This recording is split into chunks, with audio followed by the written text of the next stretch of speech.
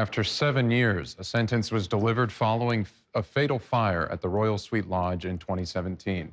That fire killing 3 and injuring more than a dozen others. 2 people were charged with manslaughter and assault in connection with the fire. One of them crashing her vehicle while allegedly attempting to avoid law enforcement. Before the other reportedly drove the same vehicle to the Royal Sweet Lodge, parked it, and then started a fire in the vehicle in what authorities say was an attempt to destroy evidence. Prosecutors say the 2 then left the car and the fire, went into an apartment, and then left the scene. And while some of the survivors say the sentence provides closure, they aren't all sure that it is enough. A fire took their home. There was fire like everywhere, all above us, all around us. And their loved ones. We can't get our mother back. That will never happen. The other families, they will not get their loved ones back either. And 7 years later is remembered vividly through even the simplest of reminders. We still, every time we hear fire trucks or things, we get alarmed, we get triggered. Residents of the Royal Sweet Lodge apartments found themselves in the middle of a fiery blaze in 2017.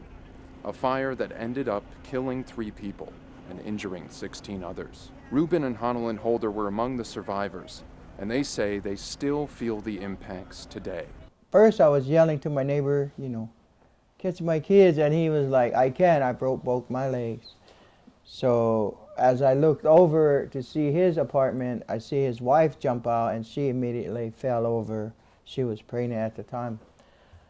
So when my wife and my son got out, it was my turn, and I jumped down, I let go, I jumped, and I broke my back. And then my stepdaughter jumped, and she landed, and she was okay. Honolyn Holder, Ruben's wife, recalls moving their then 5-year-old son down an extension cable before tossing him to a bystander below. I just know that I didn't want to die. I did not want to die and be burned alive. And I said that, like, God rescued us from that burning grave. And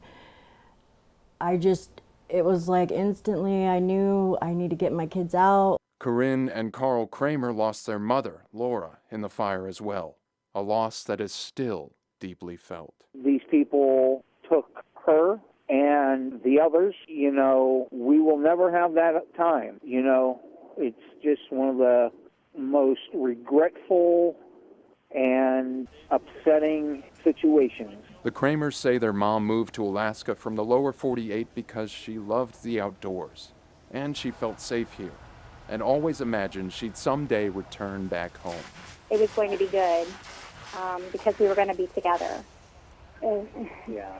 And it's crazy to me that I never one single time ever thought, not one single time, I never one single time thought, like, my mom was going to die before she came here. 7 years later, Andrew Akotny and Carly West were sentenced to 60 years, with 36 suspended, or 24 years in prison, following each of them pleading guilty to 3 counts of manslaughter and 1 consolidated count of assault in the first degree. These people